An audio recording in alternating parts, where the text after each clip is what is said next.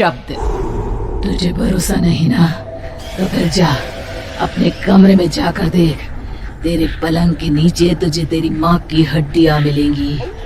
प्रभात दौड़कर अपने कमरे में जाता है और अपने पलंग के नीचे देखता है। वहां पर सचमुच एक कंकाल पड़ा हुआ था और उसके शरीर पर जो कपड़े थे वो प्रभात की माँ के थे। क्या बात है, आज तो आप सुबह से ही बहुत बिजी हैं।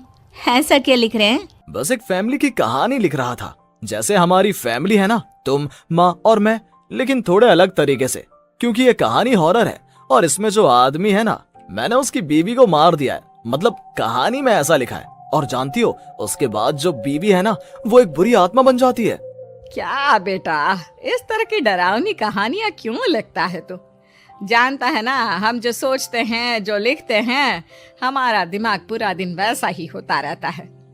माँ, परेशान होने वाली क्या बात है? राइटर हूँ मैं, मेरा तो काम है कहानियां लिखना। और वैसे भी ये सिर्फ एक कहानी है माँ, कोई सच नहीं है। उसके बाद कुछ दिन बीत जाते हैं। एक रात प्रभात को अपने ऑफिस से लौटने में देरी हो जाती है।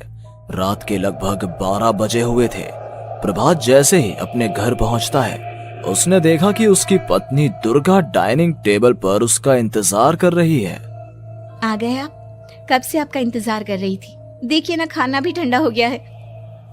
अरे दुर्गा, आज तुमने अपने इतने लंबे लंबे बालों को खोलकर क्यों रखा है? तुम तो हमेशा अपने बाल बांध कर रखती हो।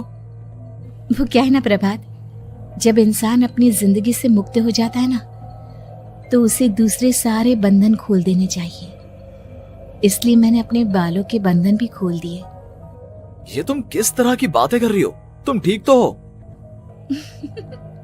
मैं बिल्कुल ठीक हूँ प्रभात। अच्छा चलो खाना खाओ। वो क्या है ना दुर्गा, मुझे भूख नहीं है। ऑफिस में कुछ खा लिया था। कोई बात नहीं, मैं तुम्हारे लिए एप्पल काट देती हूँ, एप्पल खा लो। नहीं दुर्गा, मुझे नहीं खाना है, मेरा मन नहीं है यार। तभी अचानक से दुर्गा अपने हाथ में एक बड़ा सा चाकू लेकर प्रभात पर हमला कर देती है। प्रभात अपने आप को बचाने की कोशिश करता है। आज मैं तुझे नहीं छोड़ूंगी, तुझे अपने साथ लेकर जाऊंगी अपनी दुनिया में। ये क्या बोल रही हो तुम? तुम्हारा दिमाग खराब हो गया है। आखिर तुम हो कौन?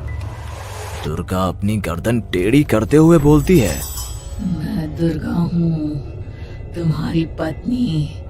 ध्यान से देखो मेरी आंखों में। प्रभात बुरी तरह से डर जाता है और घबराहट में वो चाकू अपनी पत्नी के पेट में मार देता है। उसकी पत्नी की वहीं के वहीं मौत हो जाती है और उसकी चीख की आवाज सुनकर उर्मिला दौड़ते हुए बाहर आती है। ये तूने क्या किया प्रभात? तुमने अपनी पत्नी का खून कर दिया। लेकिन तू तो उसे बहुत प्यार करता था बेटा। तूने बहू को क्यों मार डाला? माँ, ये आपकी बहू नहीं थी, इसके अंदर कोई बुरी आत्मा घुसाई थी। मैं नहीं जानता ये सब कैसे हो गया, लेकिन वो मुझ पर हमला कर रही थी, मुझे मारने की कोशिश कर रही थी। माँ, मैंने कुछ नहीं किया। ये तूने क्या कर दिया बेटा? दुर्गा ने मुझे कहा था कि वो तेरी कहानी के उस कैरेक्टर की तरह एक्टिंग करके तुझे डराने की कोशिश करेगी।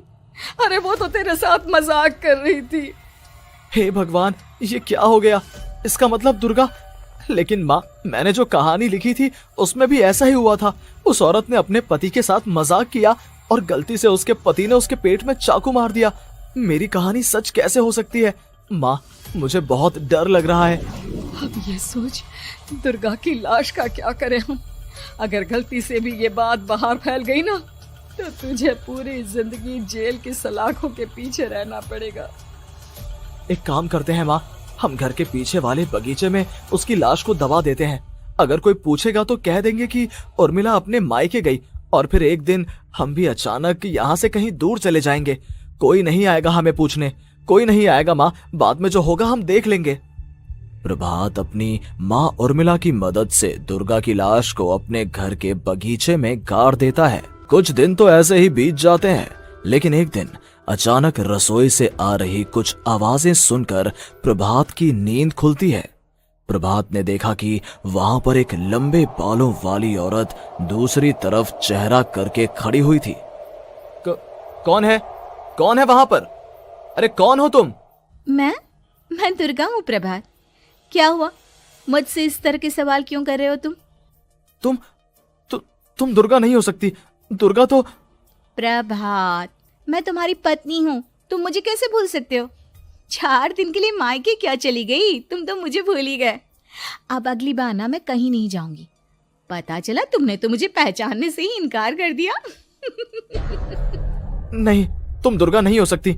तुम दुर्गा हो ही नहीं सकती। मैं जानता हूँ ये सब क्या हो रहा है। मैंने अपनी कहानी में लिखा था कि उस आदमी की पत्नी की मौत के बाद एक बुरी आत्मा उसका रूप लेकर उसके घर में आ जाती है। तुम वही हो ना? और अचानक से खूबसूरत दुर्गा का चेहरा काला पड़ जाता है। उसकी आंखें लाल हो जाती हैं और पूरे शरीर पर बाल, लंबे नुकीले नाखून, उसके दोनों पैर उल्टे हो जाते हैं और बेहद डरावनी आवाज में वो चिल्लाकर कहती है, बुरी आत्मा, मेरा खून करके मुझे अपने ही घर में गाड़ कर तू मुझे बुरी आत्मा कह रहा है? मैं तुझे छोड़ूंगी नहीं। और अचानक से प्रभात के घर में बेहद डरावनी आवाजें गूंजने लगती हैं। घर में चारों तरफ बहुत सारी बुरी आत्माएं नजर आने लगती हैं। प्रभात घबरा कर अपनी माँ को आवाज देता है, माँ कहाँ है आप? जल्दी आइए माँ, देखिए ना ये सब क्या हो रहा है। प्रभात ने देखा कि अचानक से उसकी माँ कमरे से दौड़ कर आती है। क्या हुआ प्रभात? और ये लोग कौन है? इन सब की गर्दन टेढ़ी क्यों है? इनके बाल खुले हुए। प्रभात, ये सब लोग तो मुझे मरे हुए नजर आ रहे हैं। हाँ माँ, ये सब लोग मरे हुए ही हैं और ये ठीक वैसा ही हो रहा है जैसा मेरी कहानी में हुआ था। लेकिन मेरी कहानी के हिसाब से तो आप भी। अचानक से उर्मिला का रूप बदल जाता है। वो भी एक डरावने साए की तरह बन जाती है और बेहद डरावनी आवाज में चिल्ला चिल्ला कर कहती है, मर गई तेरी माँ। जानता है, कल रात जब तू सो रहा था ना, तो मैंने उसके शरीर का सारा खून पी लिया। अब बस हड्डियां बची है उसके शरीर में। नहीं, ऐसा नहीं हो सकता। ऐसा बिल्कुल नहीं हो सकता। मेरी माँ नहीं मर सकती। तुझे भरोसा नहीं ना? तो फिर जा, अपने कमरे में जाकर देख। तेरे पलंग के नीचे तुझे तेरी माँ की हड्डियां मिलेंगी। प्रभात दौड़कर अपने कमरे में जाता है और अपने पलंग के नीचे देखता है। वहां पर सचमुच एक कंकाल पड़ा हुआ था और उसके शरीर पर जो कपड़े थे वो प्रभात की माँ के थे। माँ, अब मुझे कुछ करना पड़ेगा। लेकिन मेरी कहानी में लिखा था कि माँ की मौत मेरे हाथों से होगी, पर माँ तो पहले ही मर चुकी है और वो बुरी आत्मा मुझे भी मार देगी। नहीं नहीं, इससे पहले कि वो मुझे कुछ करे, मुझे उसका काम खत्म करना होगा। प्रभात अपने हाथ में बड़ा सा चाकू लेकर उस बुरी आत्मा पर हमला कर देता है जिसने प्रभात की माँ का रूप लिया हुआ था, और अगले ही पल वो नीचे गिर जाती है और उसके शरीर से खून बहने लगता है। ऐसा नहीं हो सकता। एक बुरी आत्मा के शरीर में तो खून होता ही नहीं है। तो क्या सच में मैंने अपनी माँ को मार दिया? लेकिन अभी कुछ देर पहले तो फिर वो कंकाल किसका है? और ये कौन है? मैं पागल हो जाऊंगा। और अपनी माँ की लाश, इसका मैं क्या करूं? लोग पूछेंगे तो मैं क्या जवाब दूंगा? तभी वहां पर दुर्गा का रूप लेकर जो आत्मा थी उसने प्रभात से कहा, गाड़ दे अपनी माँ को ले जाकर उसी जगह जहाँ तूने मेरा खून करके मुझे गाड़ दिया था। जा, चला जा। घबराया हुआ प्रभात पागलों की तरह अपनी माँ की लाश को लेकर बगीचे में गाड़ देता है। प्रभात की हालत पागलों जैसी हो जाती है। वो अपने आप को अपने घर में बंद कर लेता है। कहानी के हिसाब से तो आगे ये हुआ था कि कहानी लिखने वाले ने उन बुरी आत्माओं से डरकर आत्महत्या कर ली थी। तो क्या मैं भी मर जाऊंगा? क्या मैं भी आत्महत्या कर लूंगा? एक काम करता हूँ, मैं अपनी कहानी का अंत बदल देता हूँ। हाँ, ये मैंने पहले क्यों नहीं सोचा। मैं लिख दूंगा कि कहानी को लिखने वाला आत्महत्या नहीं करता, बल्कि कहीं दूर जाकर नए सिरे से अपनी जिंदगी शुरू करता है। यही सोचकर प्रभात ने अपनी लिखी हुई कहानी को बाहर निकाला और उसे पढ़ना शुरू किया। ये देखकर वो हैरान रह गया कि कहानी का क्लाइमैक्स तो किसी ने पहले ही बदल दिया था। ये क्या? इसमें तो लिखा हुआ है कि आखिर में उस लेखक की पत्नी और माँ दोनों बगीचे में जिंदा दफन थे। बुरी आत्माओं ने उनको कैद करके रखा था और वो लेखक अपनी माँ और पत्नी दोनों को जिंदा बाहर निकाल लेता है। लेकिन लेकिन ये सब लिख किसने दिया? प्रभात दौड़कर बगीचे में जाता है और वहां पर खुदाई करना शुरू कर देता है। प्रभात देखता है कि वहां पर लकड़ी के 2 बड़े संदूक हैं और उनके अंदर से आवाजें आ रही हैं। प्रभात, प्रभात बचा लो मुझे, अगर थोड़ी देर और हो गई तो वो मुझे छोड़ेगी नहीं। बेटा देखो, मैं इस बक्से के अंदर बंद हूँ, प्लीज मुझे बाहर निकालो, वो बुरी आत्मा किसी भी वक्त मुझे मार डालेगी।